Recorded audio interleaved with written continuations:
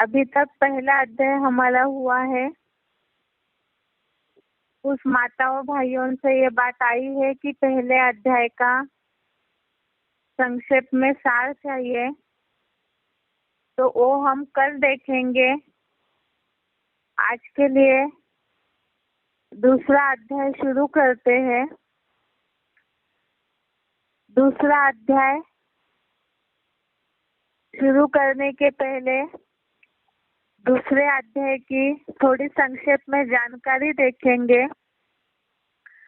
जैसे पहले अध्याय का नाम बताया था अर्जुन विषाद योग, अर्थात जिसमें अर्जुन विषाद कर रहा है, दुख कर रहा है, जिसमें सारे सगे संबंधियों के प्रति अर्जुन को जिस तरह मोह आ रहा था, उस मोह के कारण धीरे धीरे सगे संबंधियों की खींच के कारण लास्ट के श्लोकों में जो दिखाया है कि उनको ये लग रहा था कि देह के संबंधियों को दुख देने से पाप होगा, और इसी के चलते ही कल के श्लोक में हमने देखा है 47 नंबर श्लोक में कि देहभान में आकर के सगे संबंधियों के मोह और उलझन के कारण अर्जुन हिम्मत हार करके बैठ गए हैं।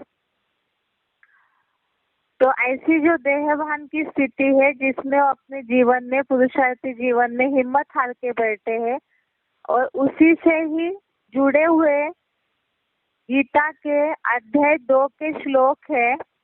अभी तक तो अर्जुन अपनी मनस्थिति में जो भी उनके मन में उलझने हैं, कंफ्यूजन है, या ढेर सारी जो बातें देहभान के कारण, सगे संबंधियों के मोह के कारण निर्माण हुई, तो वही सारी बातों का पहले अध्याय में वर्णन किया हुआ है।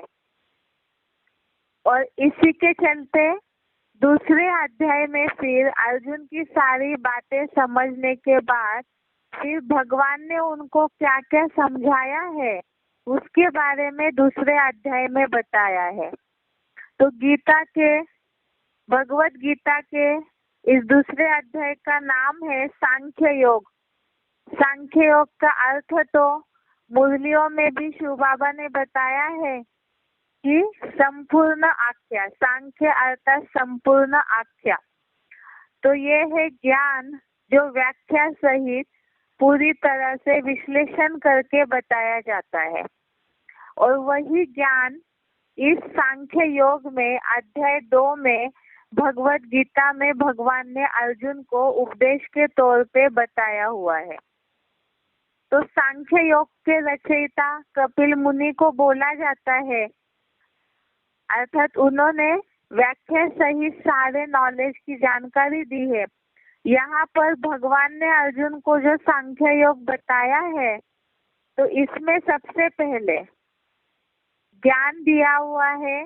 जहाँ अर्जुन देहभान की अज्ञानता में उलझे हुए हैं, तो इसीलिए दूसरे अध्याय में ज्यादातर सारी ज्ञान की बातें बताई है। और हम इस बात को अभी तक समझ चुके हैं कि ज्ञान का सबसे पहला सब्जेक्ट है आत्मा समझना, खुद को, आत्मा का परिचय, आत्मा क्या है। जब वो देहभान से अलग अपने को समझने लगेगी, और भी बहुत सारी बातें, शरीर छोड़ना क्या है, शरीर दूसरा आत्मा धारण करती है, इस तरह की बहुत सी बातों का वर्णन, स्थिर बुद्धि क्या है, मन चंचल किस कारण हो रहा है, दुखों का कारण क्या है, बहुत सारी बातों का वर्णन दूसरे अध्याय में बताया हुआ है।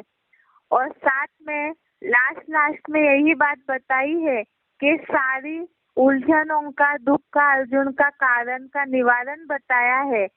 लास्ट के श्लोकों में जो हम बेसिक कोर्स में भी देखे हैं कि सब कुछ छोड़ करके अगर एक सागर में सब विलीन हो जाती है आत्मा, अर्थात उनके संकल्पों में विलीन हो जाती है, तो उसमें बताया कि एक शिव बाबा दूसरा न कोई में ही सारा सार समाया हुआ है।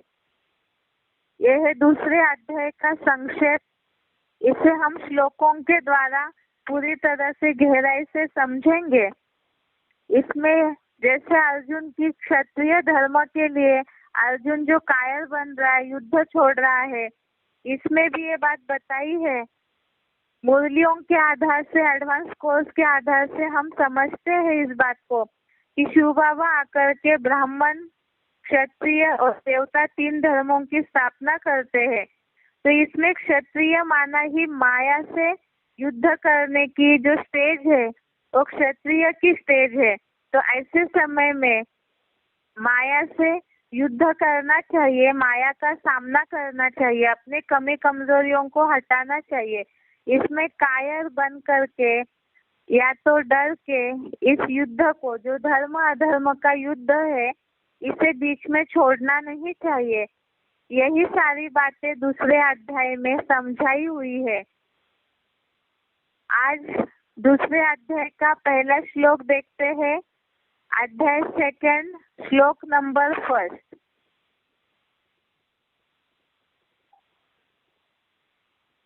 इसमें बताया है, जो हम पहले भी समझ चुके हैं, कि युद्ध भूमि का वर्णन अर्जुन राजा धृतराष्ट्र को बता रहे हैं। तो कल के श्लोक में लास्ट में 47 नंबर 1 अध्याय के श्लोक में संजय ने धृतराष्ट्र से ये बात बताई कि शोक से व्याकुल हुए चित्त वाले जो अर्जुन है, वो युद्ध भूमि में ही हिम्मत हार के बैठ गए। दूसरे अध्याय में भी संजय ने अर्जुन की मनस्थिति का वर्णन बताया है। ये श्लोक है, संजय उवाच तम तथा कृपयाविष्टम् अश्रुपूर्णाकुलेक्षणम् विषीदन्त इदं वाक्यम् उवाच मधुसूदन। श्लोक दोबारा देखिए एक बार। संजय उवाच तम तथा कृपयाविष्टम् अश्रुपूर्णाकुलेक्षणम् विषीदन्तमिदं वाक्यम् उवाच मधुसूदन। इसका संधि विच्छेद है तम तथा कृपया आविष्टम् अश्रुपूर्णाकुलेक्षणम् विषीदन्तम् इदं वाक्यम् उवाच मधुसूदन। दोबारा एक बार संधि विच्छेद देखते हैं। तम तथा कृपया आविष्टम् अश्रुपूर्णाकुलेक्षणम् विषीदन्तम् इदं वाक्यम् उवाच मधुसूदन। इसका अर्थ है मधुसूदन अर्थात मधु जैसे मीठे, काम के हंता। मधुसूदन अर्थात मधु जैसे मीठे, काम के हंता। तथा अर्थात इस प्रकार, कृपया विष्टम अर्थात करुणा से भरे, अश्रुपूर्ण कुलेक्षणम अर्थात अश्रुपूर्ण व्याकुल नेत्रों से, अश्रुपूर्ण व्याकुल नेत्रों से। विषीदन्तम अर्थात विषाद युक्त हुए।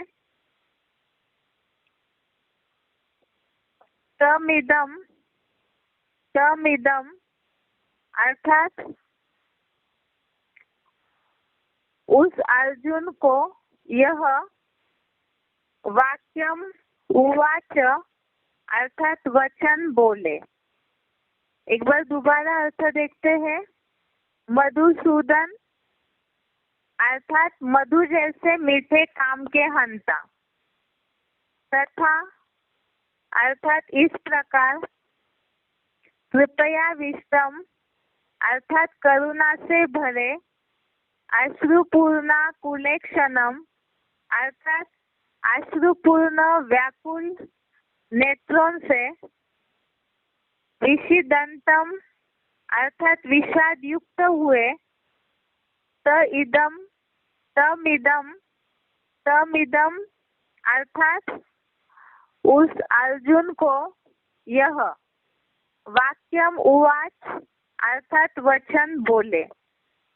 इसका अर्थ है मधु जैसे मीठे काम के हंता शिव बाबा ने इस प्रकार संबंधियों के मोह में करुणा से भरे अश्रुपूर्ण व्याकुल नेत्रों से विषाद युक्त हुए उस अर्जुन को यह वचन बोले।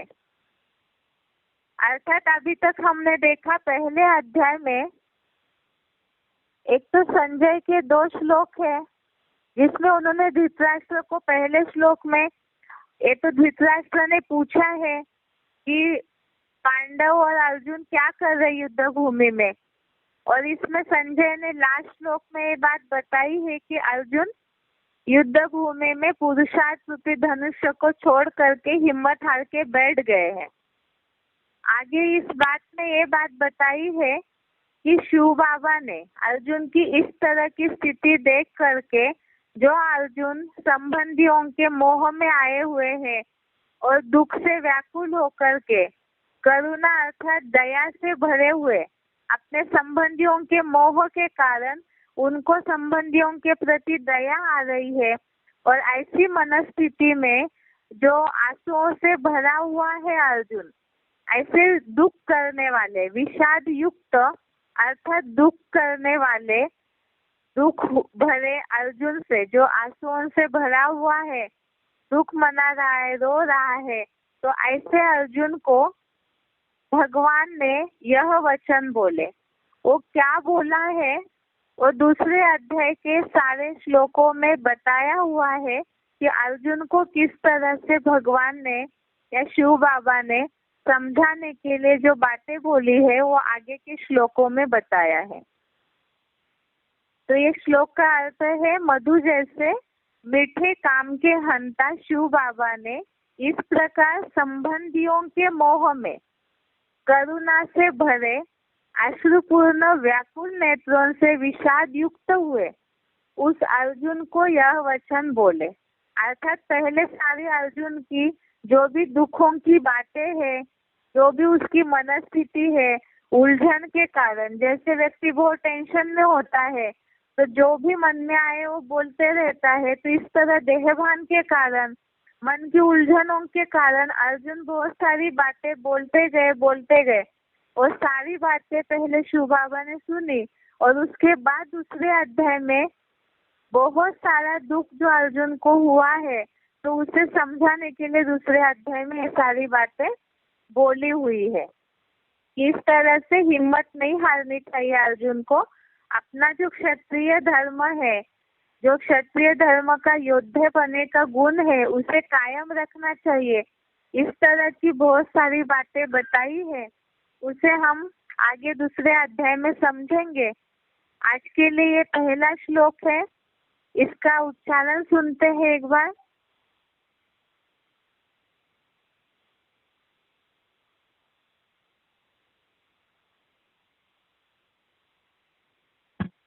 संजय उवाच कृपयाविष्टम् अश्रुपूर्णाकुलेक्षणम् विषीदन्तमिदं वाक्यम् उवाच मधुसूदनः।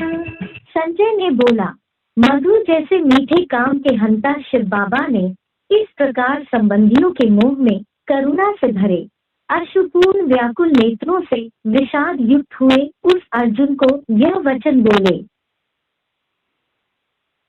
संजय उवाच कृपयाविष्टम् अश्रुपूर्णाकुलेक्षणम् विषीदन्तमिदं वाक्यम् उवाच मधुसूदनः।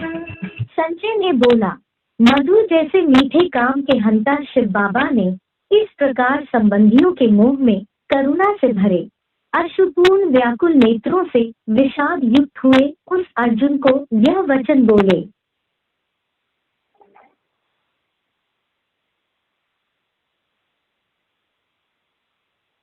आगे है बेसिक कोर्स का टॉपिक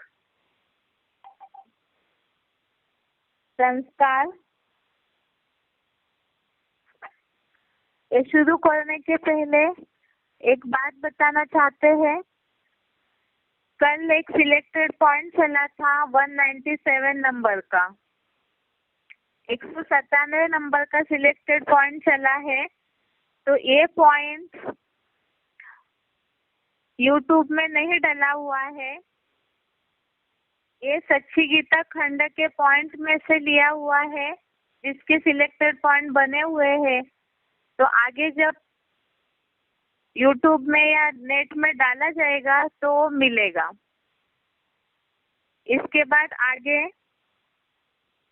पहले कल जो हमने समझा है उसकी रिवीजन करते हैं। उसके बाद संस्कार का आगे का टॉपिक देखेंगे। संस्कार के टॉपिक में हमने अभी तक इस बात को समझा है कि संस्कार माना क्या है, जिसे परसों समझा था कि मन के विचार और बुद्धि ने लिया हुआ निर्णय, उन दोनों का असर कर्मों पे होता है और कर्मों में लगातार वही कर्म या बुद्धि वही तरह से निर्णय लेती जाएगी तो कर्मों पे उसका जो असर होता है वही संस्कार बनता है, या जिसे आदतें कहा जाता है सामान्य भाषा में। अब ये आदतें जो है यही आत्मा के ऊपर पाप का लेप चढ़ाते रहती है। वैसे तो कलयुगांत में तामसी बुद्धि होने के कारण तामसी ज्ञान हो गया है मनुष्य की बुद्धि में, इसके कारण ही तामसी कर्म हो गए हैं और इसी कारण ही मनुष्य संकुचित हो चुका है। आज दुनिया की पतन का और मूल दुखों का कारण है मन बुद्धि की अस्थिरता है ही है, साथ में कुछ बातें ऐसी है जो संस्कारों में जमी हुई है। जैसे कि धान है, धान के ऊपर छिलका चढ़ा हुआ है तो हम इसे एडवांस नॉलेज के आधार से हम इसे समझते हैं कि उसकी कुटाई होती है, तब चावल जो निकलता है वो पूजा योग्य बनता है। इसी तरह से यहाँ भी सभी के ऊपर कलयुगांत में जितनी भी मनुष्य आत्माएं हैं सबके ऊपर ही अपने अपने संस्कारों का जो संकर रंग लिया हुआ है। संस्कार बने कहाँ से? तो संग के रंग के कारण बुद्धि मैली हो गई, मन की चंचलता बढ़ते गई और इसका कर्मों में छाप पड़ा, संस्कार कड़े बनते गए। और ये संस्कार कड़े बनने के कारण खास बात बताया, इसका मूल कारण है संग का रंग। और संग के रंग में भी खास हमने मन बुद्धि के टॉपिक में समझा है इस बात को कि काम और क्रोध और बाकी जो विकार है देह भान के कारण इन विकारों की निर्मित होती है और जिसके कारण ही संस्कार कड़े होते जाते हैं। अब मनुष्य आज दुनिया में इस बात को, जैसे हमने कल भी कई उदाहरण देखे, कोई बच्चे चोरी करते हैं तो उनकी आदतें पक्की हो जाती है, कोई भी अपराधी है, आतंकवादी है, जैसे वार्तालाप के पॉइंट में भी हमने समझा उस बात को जो शिव बाबा ने बताया है कि कई ऐसे चोर डकैत है, आतंकवादी है, वो इस तरह से अपराधी क्यों बनते हैं? अपनी जो उनकी संकुचित मानसिकता बन रही है इसका कारण है संस्कार। संस्कार इतने कड़े हो गए हैं जिसके कारण ही वो अपना जीवन इसके चलते खराब करते और उनको उस बात में गलत भी नहीं लगता है क्योंकि असर वैसे होते गया। बचपन से लंबे समय से जिन आदतों को, जिस जीवन को जीते जा रहे हैं तो वो उसे गलत नजरिए से नहीं देखते हैं। लेकिन यहाँ ज्ञान के आधार से हम इस बात को समझाते हैं कि गीता में भी भगवान ने अर्जुन को यही बातें बताई है कि अर्जुन के मन में भी देह भान मोह के कारण जो आदतें पक्की हो गई है, इसी कारण से ही अर्जुन भी देह के संबंधियों का मोह या कुछ गलत भ्रांतियां, कुछ गलत भावनाएं जो उसके मन में बैठी हुई है, वो उसे नहीं निकाल पा रहा है, जिसके कारण ही इन संस्कारों को, जो भी नंबरवार इस दुनिया में है मनुष्य मात्र, तो उनका जीवन आज जानवरों जैसे हो गया है, क्योंकि जानवर जैसे केवल अपने जीवन की परवाह करते हैं, उनको दुनिया से कोई मतलब नहीं होता है। तो आज कलयुगांत में भी मनुष्य ऐसे ही हुए हैं। इसीलिए बहुतों के बुद्धि में ये रहता है, कई जिज्ञासुओं का प्रश्न रहता है कि ये सारा समझ के हमें क्या करना है, हम अपने जीवन में तो बहुत सुखी है, लेकिन उनके जीवन के सुखी पने का आधार क्या है? सुखी पने का आधार है आज जो उनको जनबल की ताकत मिली है, देह की भौतिक दुनिया का मर्तबा मिला है, धन मिल रहा है जो विनाशी है, कभी भी वो आधार खिसक सकता है, तो उसी को वो कर्म प्रधानता मानते हैं। और जैसे ही आधार खिसक जाएंगे तो वैसे ही उनको समझ में आ जाएगा कि वास्तव में ये मन बुद्धि संस्कार, कर्म की गति, कर्म अकर्म विकर्मों को समझना क्यों जरूरी है। और इसीलिए ही इस बात को जो भी जिज्ञासु है उनको समझाना जरूरी है कि संस्कार क्या चीज है जिसके कारण ही मनुष्य का जीवन खराब हुआ है। जो बोला जाता है, जो लोगों के बुद्धि में ये बात बैठी हुई है कि मनुष्य जन्म दुर्लभ है, तो इस बात का महत्व समझाना जरूरी है। अगर संस्कार बदल जाए, सात्विक हो जाए, तो ऐसा जो सात्विक संस्कारों वाला, मनन चिंतनशील वाला जो जीवन है मनुष्य का, वास्तव में ऐसा जीवन दुर्लभ है। आज मनुष्य जो है वो ऐसा जीवन जी रहे हैं जो बिल्कुल संकुचित वाला है। तो इससे परे क्या जीवन है वो समझना जरूरी है, तभी ही संस्कारों का महत्व समझ में आएगा। कर्म की गति की, कर्म की थ्योरी अगर समझ में आ जाएगी, क्योंकि कर्म ही वास्तव में संस्कार है, तो ये अगर समझ में आ जाता है तो ऑटोमेटिकली मनुष्य का जीवन जीना सफल हो जाएगा। अब बात है कि ये संस्कारों को सुधारा कैसे जाएगा। दुनिया में तो लोग यही समझते हैं कि जो आदतें पक्की हुई है, जिसे लोग नेचर कहते हैं, स्वभाव कहते हैं, तो ये नहीं बदल सकता है, ऐसे कहते हैं। कई लोग तो अपने जीवन में हताश हो जाते हैं, कई आदतों से मजबूर हो जाते हैं तो हताश हो जाते हैं, जिसके कारण ही बताया डिप्रेशन में आना, आत्महत्या करना, इस तरह की भी बातें हो जाती है, क्योंकि आज लोगों के पास कर्मों को सुधारने का या जीवन को सुधारने के रास्ते नहीं दिख रहे हैं। भले ही योगा करते हैं, मेडिटेशन करते हैं, लेकिन क्या इन सब बातों से लोगों के कर्म सुधर रहे, संस्कार सुधर रहे हैं? बहुत से लोग अपने जीवन को सुखी बनाने के लिए हास्य क्लब में जाते हैं, बहुत सारा विविध मनोरंजन के साधन देखते हैं, बहुत सारी ऐसी चरित्र निर्माण वाले वीडियो आजकल डाले जा रहे हैं, वो भी देखते हैं। क्या ये सब चीजों से, वीडियो देखने से, किसी का भाषण सुनने से, कोई बातें सुनने से मनुष्य के संस्कार सुधर सकते? टेम्पररी समय के लिए हो सकता है कुछ बदलाव हो भी जाए, लेकिन हमेशा के लिए परमानेंटली संस्कार कब सुधरेंगे? ये तभी हो सकता है जब मन बुद्धि पे जो मैल चढ़ा हुआ है, पहले का जो असर चढ़ा हुआ है, छिलका चढ़ा हुआ है, जब तक उसको न उतारा जाए तब तक नए संस्कार मनुष्य आत्मा धारण नहीं कर सकती है। तो पुरानी जो जंग चढ़ी हुई है कर्मों की, गलत मान्यताओं की, संग के रंग की, उसे कैसे उतारा जाए, जिसके लिए हमने कल सच्ची गीता खंड का पॉइंट देखा था, जिसमें शिव बाबा ने ये बात बताई है कि योग बल ही भूतों को भगावेगा। अर्थात जितना जितना योग अग्नि में आत्मा को तपाएंगे, एक के संग में आत्मा को जितना तपाएंगे, उतना ही गलत कर्मों का मेल हटता जाएगा, पाप का लेपछेप हटता जाएगा। तो उसके चलते ही जब ये लेपछेप हटेगा तभी संस्कारों में सुधार आ सकता है, जिसके लिए बताया है अगले पॉइंट में कि बाप के साथ योग रखेंगे, शिव बाबा को जितना याद करेंगे, सूरज है सूर्य शिव बाबा, अब उनसे रोशनी जितनी लेंगे, जो बोला है याद से करंट मिलती है, तो ऐसी तरह से शिव बाबा से जितना बुद्धि का योग एकाग्र होकर अव्यभिचारी याद से जुड़ता जाएगा, उतना आत्मा में लाइट आती जाएगी, अज्ञान अंधकार नष्ट होता जाएगा।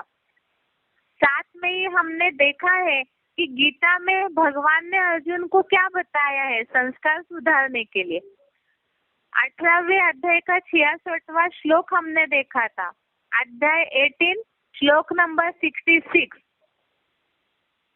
इसमें हमने देखा है जो बोला है सर्व धर्मान परित्यज्य, अर्थात सारे जो धर्म है, धारणाएं हैं, अलग अलग धर्मों की मान्यताएं हैं, वो सारों का पूरी तरह से त्याग करके एक शिव बाबा की शरण में जा।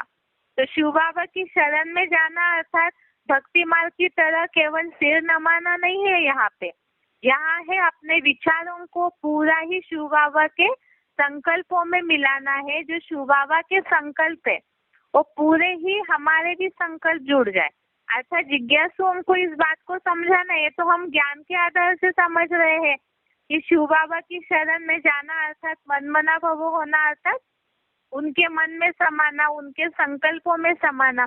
अब जिज्ञासु इस बात को कैसे समझ पाएंगे? यहाँ बात है, भक्ति मार्ग में भी ये बात बोली जाती है।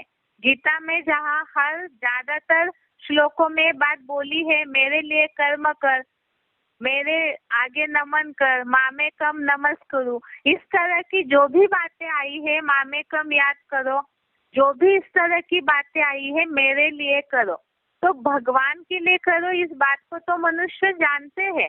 और बुद्धि के टॉपिक में हमने उस ज्ञानदाता की भी संक्षेप में परिचय दिया हुआ है। तो ऐसे अगर उस ईश्वर की शरण में जाते हैं, तन मन धन समय संबंध संपर्क सब तरह से ही, तब ही सारे पापों से मुक्त हो जाएंगे।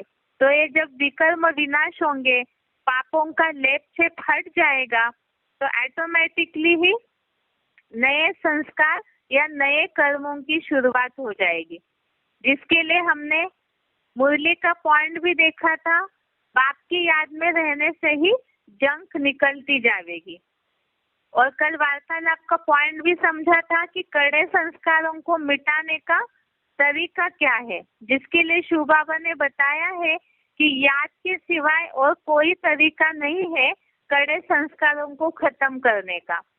इसके लिए कल उदाहरण भी देखा था कि कसाई रोज काटते रहता है, डकैत रोज गोलियों से लोगों को भूनते रहते हैं, आतंकवादी रोज हत्याएं करते रहते हैं।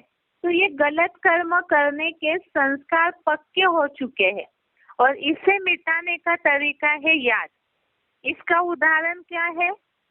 इसका उदाहरण है कि सूरज की रोशनी अगर तीखे रीति से कोई भी चीज पे पड़ती है, तो लगातार पड़ने के कारण कोई भी चीज सूख जाती है। जैसे कि बेसिक कोर्स में बात समझाई जाती है कि लगातार सूरज की किरणें अगर कोई चीज पे एकाग्र हो जाए तो कागज भी जलने लगता है। तो इसी तरह से यहाँ शिव बाबा ज्ञान सूर्य है, उनमें ऐसी एनर्जी है जिनसे बुद्धि का योग लगाने से ऑटोमेटिकली ही पुराने सारे पाप कर्म, जो भी गलत कर्म करके कड़े संस्कार बनाए हुए हैं, वो सारे ही भस्म हो जाएंगे। जिसके लिए हमने दूसरा पॉइंट भी देखा था, याद की अग्नि से, जैसे लोहा बहुत कड़क होता है, तेज आग में डालेंगे तो ढीला होके बह जाता है, इसी तरह एक ही याद की अग्नि में ही अगर हम आत्मा को पूरा पिरोहित कर देते हैं तो कड़े संस्कार जो है वो मिट जाते हैं। जिसके लिए यहाँ समझा कि कर्मों को समझना जरूरी है। लोगों के मन से, जिज्ञासुओं के मन से इस बात की भावना को हटाना जरूरी है। ये जो कर्म प्रधान पने की जो व्याख्या आज लोगों के मन में गलत रीति से बैठी हुई है, कर्म तो सभी करते हैं। जो शिव बाबा उदाहरण देते हैं, गधा भी कर्म करता है, लेकिन वो कोई नई दुनिया नहीं बना सकता, ना किसी का कल्याण कर सकता है। लेकिन यहाँ हम मनुष्य मात्र जिनके अंदर समझ है विचार मंथन, समझ शक्ति की पूरी ताकत है, बुद्धि की दात मिली हुई है। तो उस आधार से ही कर्म की गति को सही मायने में समझ करके कि क्या कर्म होना चाहिए, ऐसा कर्म होना चाहिए जो अपना भी कल्याण करे और दुनिया का भी कल्याण करे। तो ऐसा कर्म हो जिसके लिए क्या करना जरूरी है। तो या शिव बाबा से या ईश्वर से जितना जुड़ते जाएंगे उसी आधार से हम कर्मों को समझ के अपने चरित्र को, अपने संस्कारों को सुधार सकते हैं। संस्कार माना ही दूसरे शब्दों में बोला है कैरेक्टर, अर्थात चरित्र। संस्कारों से कैरेक्टर, चरित्र बनता है और याद से कैरेक्टर को सुधारा जा सकता है। अब लोगों के मन में जो भावना बैठी हुई है, पॉसिबल ही नहीं है कि किसी के नेचर को हम सुधार सकते हैं, लेकिन ये तो दुनिया वालों की भावना है। क्योंकि मनुष्य मात्र से जो ज्ञान मिलता है, मनुष्य खुद ही अपने जीवन को नहीं सुधार पा रहे हैं, वो औरों के जीवन को पूरी तरह से संपूर्ण परिवर्तन जो है वो नहीं कर सकते हैं। लेकिन भगवान जो जन्म मरण के चक्र में नहीं आते हैं, तो वो सभी के कर्मों की गति को, सबके पार्ट को, सबके जन्मों को जानते हैं। तो वही सभी के कैरेक्टर को सुधार सकते हैं। अब उसका तरीका हमने समझ लिया।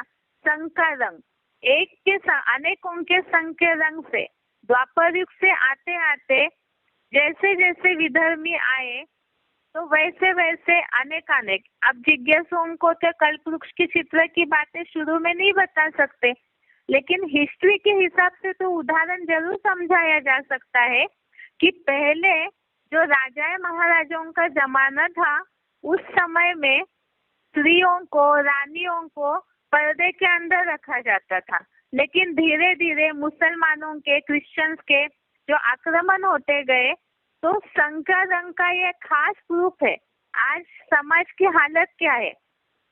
उस समय जो स्त्रियों को मर्यादा में रखा जाता था, जिस तरह से चाहे पुरुषों का जीवन चरित्र था या स्त्रियों का था मर्यादा वाला जीवन चरित्र, तो क्या आज के समाज में जहाँ भौतिकता बढ़ गई है, साइंस आगे बढ़ चुका है, तो अंग्रेजों के जाने के बाद क्या भारतवासियों ने वही भारतीय परंपराओं को अपनाया है? नहीं अपनाया है। अपनी सारी भारतीय परंपराओं को कोने में रख दिया। वो केवल किताबों में ही बंधी हुई है भारत की परंपराएं।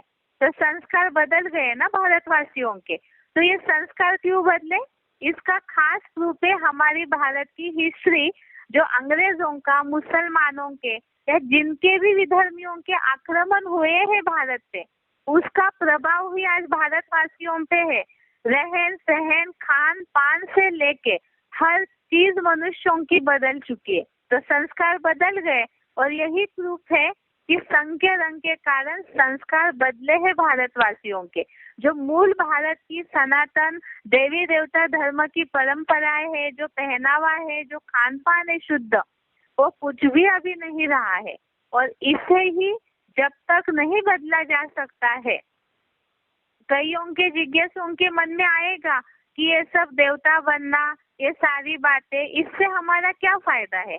तो फायदा यही है कि ये जो चरित्र का पतन हुआ है, कैरेक्टर गया तो सब कुछ गया ऐसे माना जाता है, तो इसे बदला भी तो जा सकता है, पुनः लाया जा सकता है। लेकिन वो कैसे? तो वो रास्ता मनुष्य नहीं बता सकते, उसे केवल एक भगवान ही बता सकते हैं। और वो क्या है? मुरली में शिव बाबा ने बोला है, जितना करेक्ट होंगे उतना कैरेक्टर भी बदलता जाएगा। अब करेक्ट कैसे होंगे? करेक्ट माना जितना अपने को सही रखेंगे, बराबर रखेंगे, अपनी चलन को सही रखेंगे, उतना कैरेक्टर अर्थात चरित्र बदलता जाएगा। अब ये कैसे हो सकता है? इसके लिए तो हम ज्ञान के आधार से समझ रहे। ज्ञान अर्थात समझ शक्ति। जितना समझ शक्ति बुद्धि में आती जाएगी, बुद्धि का मैल, संग का रंग हटता जाएगा। अर्थात जब तक गलत धारणाओं को अपने मन से नहीं हटाते हैं, तब तक अच्छी धारणाएं कैसे आएगी? जिसके लिए बोला हुआ है, भगवान ने भी अर्जुन को बोला है कि हे अर्जुन, तू पूरा कोरा कागज बन जा।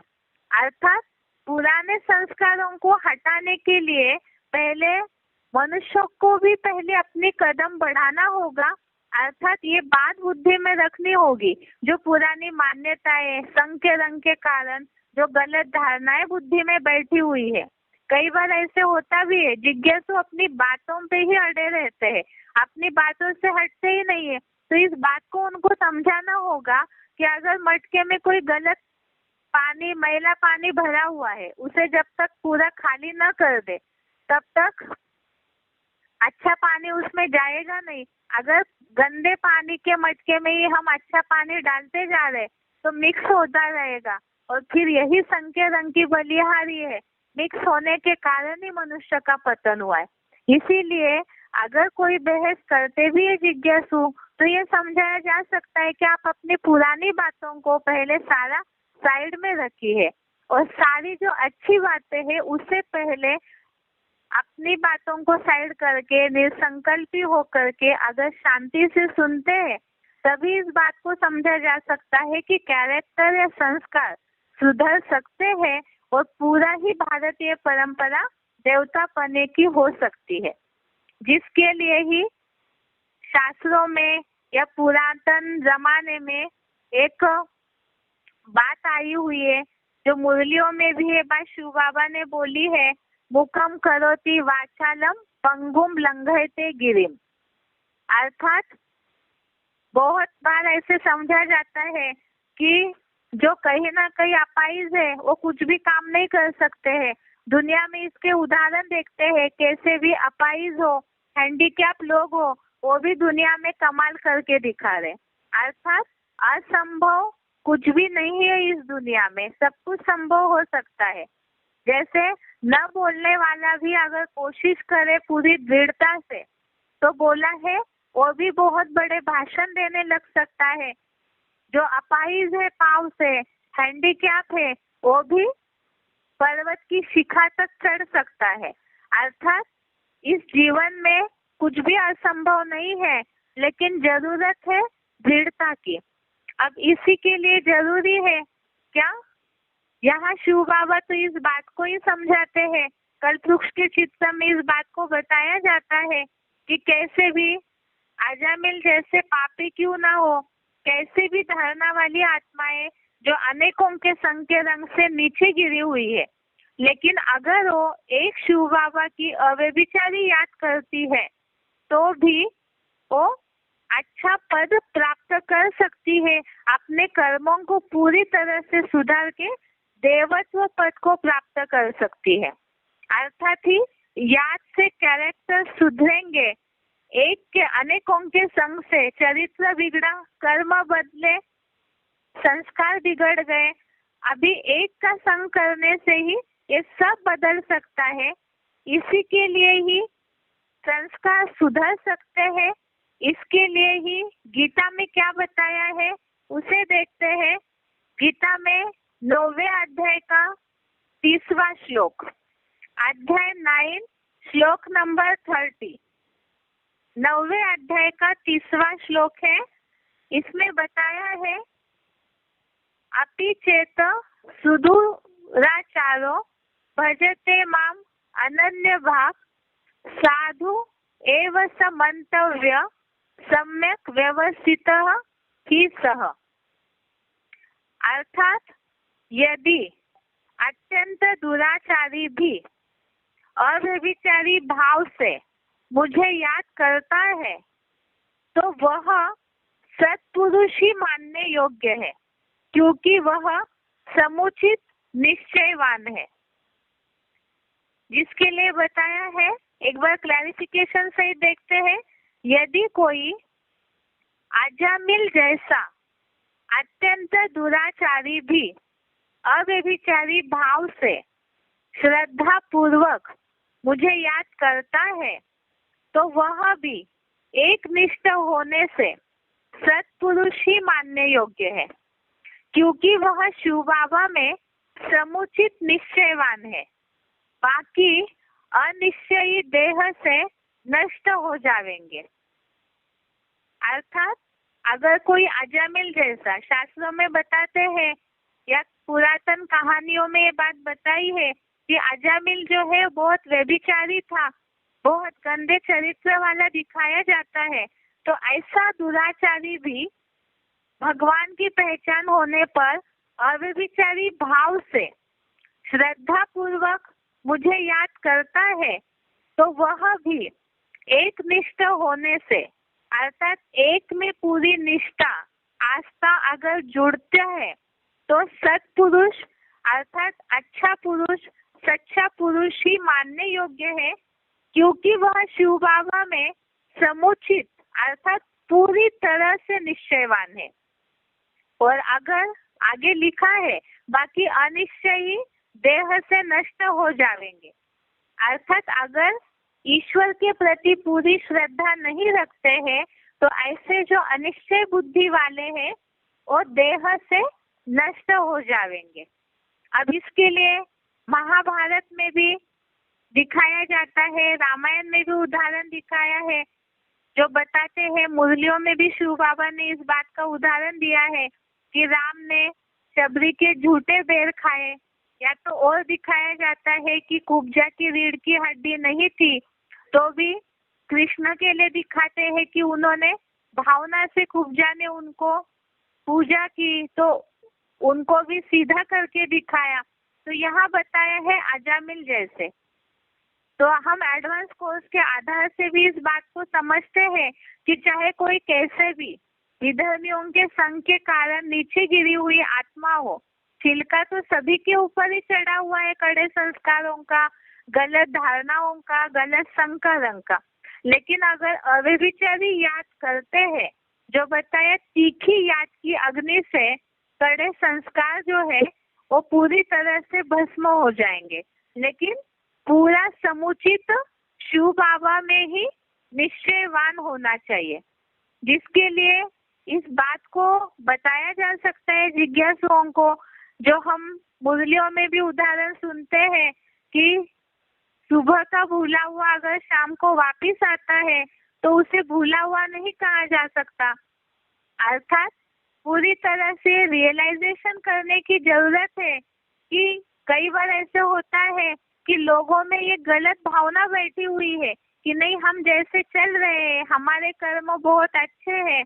हम जैसे भी चल रहे हैं सही चल रहे, लेकिन इस तामसी कलयुगी दुनिया में कोई भी ऐसा नहीं है जो पूरी तरह से सदाचारी हो।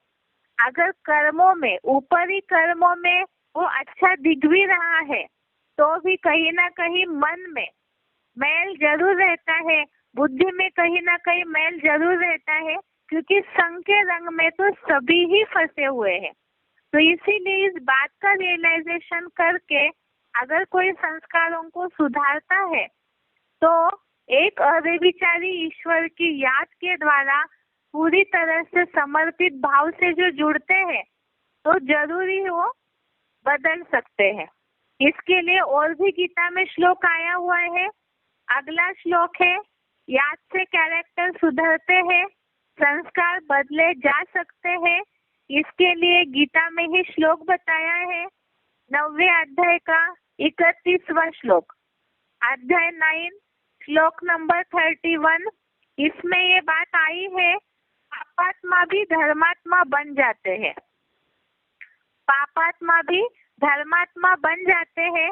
इसके लिए श्लोक है, क्षिप्रम भवति धर्मात्मा शाश्वत शांतिम निगच्छति कौन्तेय प्रति जानीहि न मे भक्तः प्रणश्यति। श्लोक दोबारा देखिए, क्षिप्रम भवति धर्मात्मा शाश्वत शांतिम निगच्छति कौन्तेय प्रति जानीहि न मे भक्तः प्रणश्यति। अध्याय 9 श्लोक नंबर 31 इसमें बताया है, दृढ़ निश्चयी जल्दी ही धर्मात्मा बन जाता है, शाश्वत शांति पा ही लेता है। हे कुंती पुत्र, निश्चय जानो मेरा भक्त नष्ट नहीं होता। अर्थात जो अभी समझा कि जो दृढ़ संकल्प करते हैं, जिनके मन में ये भावना है दृढ़ता से, जो रियलाइज करते हैं इस बात को कि हाँ हमारे कर्म गलत है, कहीं ना कहीं मन में दुष्टता है, मन के संकल्पों में व्यभिचार है, इस बात को जो रियलाइज करते हैं तो उनके संस्कार जरूर सुधर सकते हैं। जिसके लिए बात बताई है, दृढ़ निश्चयी जल्दी ही धर्मात्मा बन जाता है, संपूर्ण चतुर्युगी में ही शाश्वत शांति नंबरवार पा ही लेता है। हे कुंती पुत्र, ऐसा अव्यभिचारी योगी निश्चय ही जानो, वह मेरा भक्त नारकीय द्वापर कलियुग में भी धर्म भ्रष्ट नहीं होता। अर्थात ये तो हम ज्ञान के आधार से समझते हैं और इस बात को जिज्ञासुओं को भी समझाया जा सकता है कि एक ज्ञान सुनने का महत्व इस श्लोक में इनडायरेक्टली आया है। तो शिव बाबा बताते हैं कि संगम युग में यहाँ जो भी पुरुषार्थ करेंगे अव्यभिचारी बन करके, तो उसकी प्राप्ति संगम युगी स्वर्ग में भी होगी, उसी आधार से 21 जन्मों में भी प्राप्ति होती है। और उसी आधार से यहाँ बताया नारकीय द्वापर कलयुग में भी मेरा भक्त धर्म भ्रष्ट नहीं होता है। अर्थात 63 जन्मों में भी उतने लंबे समय तक वो आत्माएं सुखी रह सकती है, धर्म भ्रष्ट नहीं होगी, अर्थात कन्वर्ट होके विधर्मियों के प्रभाव में नहीं जाएंगी।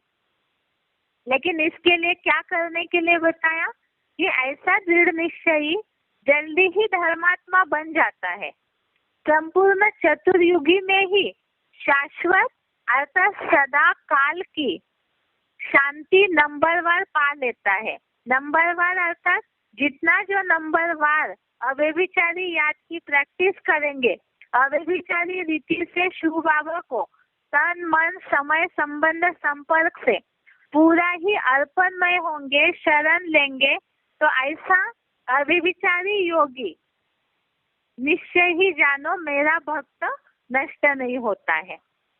अब इसी के लिए ही मुरली में भी कुछ पॉइंट आए हैं, इसे भी देखते हैं।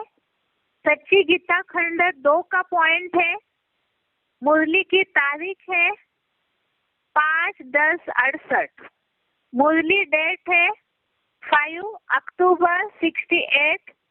इसमें बताया है, बाप ने समझाया है, तुम बच्चे जितनी याद की यात्रा में तत्पर रहेंगे उतनी खुशी भी रहेगी और मैनर्स, चलन, कैरेक्टर्स भी ठीक रहेंगे। अर्थात जितना याद की यात्रा में रहेंगे उसमें मैनर्स अर्थात जो भी चरित्रता है, नैतिकता है, चलन है और कैरेक्टर्स अर्थात संस्कार भी ठीक रहेंगे। त्रिमूर्ति का जो कोर्स है उसमें भी कुछ पॉइंट आए हैं, उसे भी यहाँ दिया है, जिसमें याद का महत्व बताया है। जितना याद करेंगे उतना ही पवित्र बनेंगे, प्योरिटी से धारणा अच्छी होगी। इसके लिए हम पहले भी समझे हैं, पवित्रता और याद अरस परस है। तो यहाँ मुरली पॉइंट बताया है, मुरली डेट है 12 जनवरी 69, मुरली डेट है 12 जनवरी 69। इसमें बताया जितना याद करेंगे उतना पवित्र बनेंगे और पवित्रता ही वास्तव में देवताओं का सबसे खास संस्कार है, मूल संस्कार है। अगला पॉइंट है, मुरली तारीख है 5 मार्च 69, मुरली डेट 5 मार्च 69। पॉइंट है, बाप कहते हैं मुझे याद करो तो विकर्म विनाश होंगे और फिर दैवी गुण भी आवेंगे। तो दैवी गुण अर्थात ही संस्कार, तो संस्कारों में दैवी गुण आएंगे तो कर्मों में भी देवताई चलन होगी। अगला पॉइंट है अव्यक्तवाणी का, अव्यक्तवाणी की तारीख है 24 जनवरी 70, अव्यक्तवाणी डेट है 24 जनवरी 70। पॉइंट है, जितना याद की यात्रा में सफल होंगे तो मन की भावनाएं भी शुद्ध हो जाएगी। याद की यात्रा में जितना सफल होंगे तो मन की भावनाएं भी शुद्ध हो जाएगी। तो ये सारी बातों से ये बताया कि पापात्मा तो सभी है, लेकिन अपने आप को शुद्ध करने का तरीका बताया है। एक का संग का रंग, एक की अव्यभिचारी याद से पवित्र बनते जाएंगे, दैवी गुण आते जाएंगे, मन की भावनाएं शुद्ध होती जाएगी। क्योंकि जब तक मन सही नहीं होगा तब तक बुद्धि को खींचेगा और साथ में संस्कार भी बिगड़ते जाएंगे। इसीलिए याद की यात्रा से मन की भावनाएं भी शुद्ध हो जाएगी। अब याद का महत्व क्या है? दुनिया में तो लोग कहते हैं कि भगवान का नाम लेते जाएंगे तो वैसे ही हमारा कल्याण होता जाएगा। लेकिन दुनिया में जो नाम का जाप हो रहा है, मंदिरों में, भजन कीर्तनों में, गुरुद्वारे में जो लगातार गुरुवाणी चलती है, हर जगह पे हर धर्म वाले जो नाम का स्मरण करते हैं ईश्वर का, तो मुख से बोलने मात्र से ही क्या किसी का कैरेक्टर, किसी का जीवन चरित्र सुधर सकता है? और अगर ऐसे होता तो द्वापर युग से तो बहुत भक्ति होते आई, लेकिन मनुष्यों का जीवन चरित्र सुधरा नहीं है। तो मनुष्य का जीवन नाम से सुधरेगा, केवल मुख के बोल से सुधरेगा या किस चीज से सुधरेगा? इसे शिव बाबा ने एक पॉइंट में बताया है।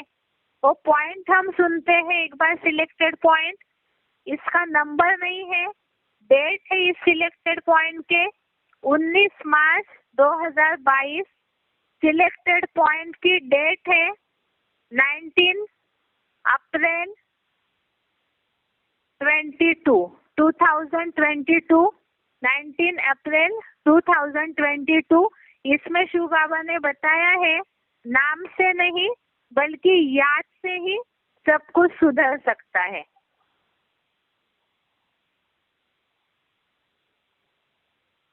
भक्ति मार्ग में तुलसीदास जैसे गुरुओं ने ये फिकरा बना बना करके लोगों को गुमराह किया है।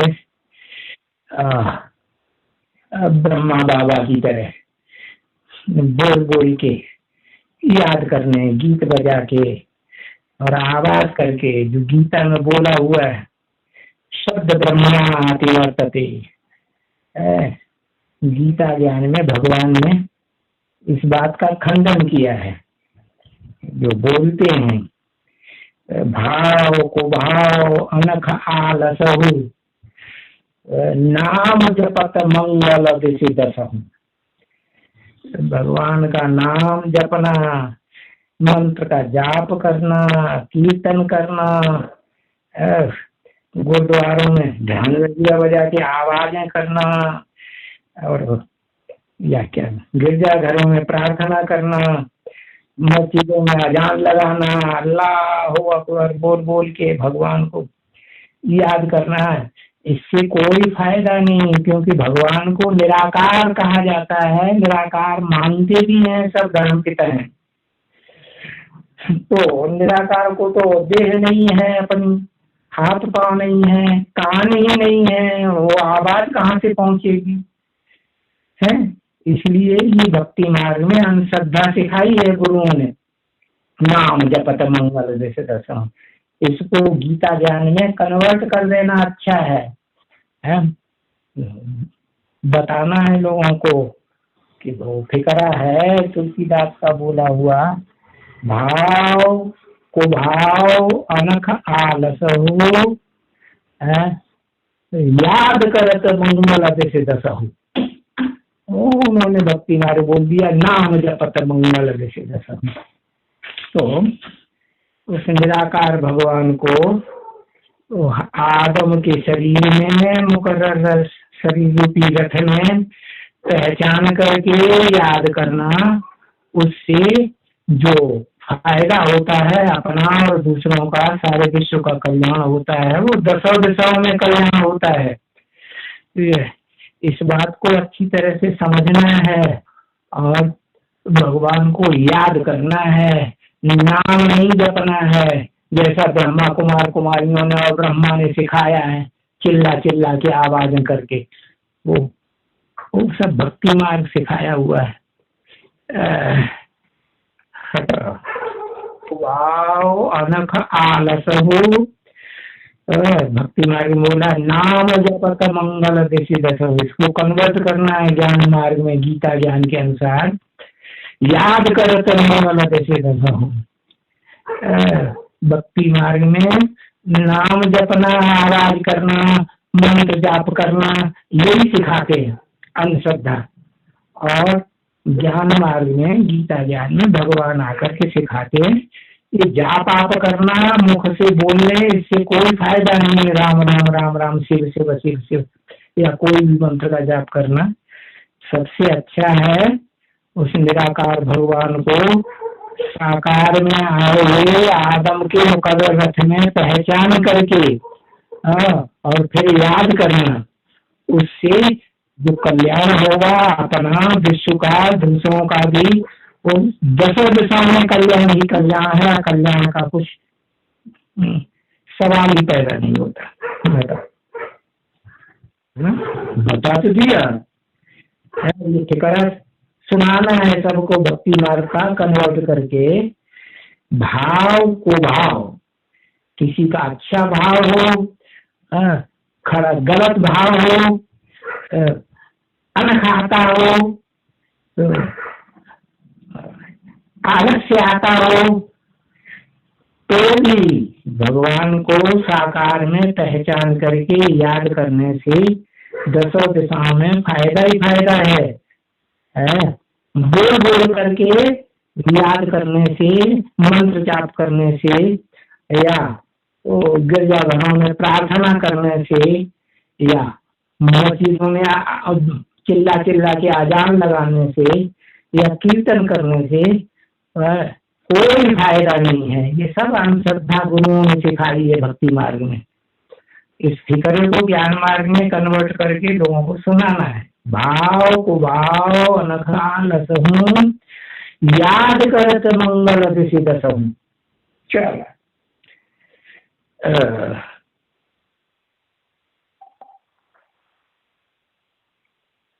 इस तरह से ये सिलेक्टेड पॉइंट हो गया। कल हम देखेंगे जैसे याद से कैरेक्टर सुधरते हैं, वैसे साथ में ही और शिव बाबा ने या गीता में और क्या क्या तरीके बताए हैं संस्कारों को बदलने के। क्योंकि आज दुनिया सब अपने कर्मों के कारण कहीं ना कहीं रियलाइज कर रही है कि हम दुखी क्यों हैं, कर्मों के कारण ही।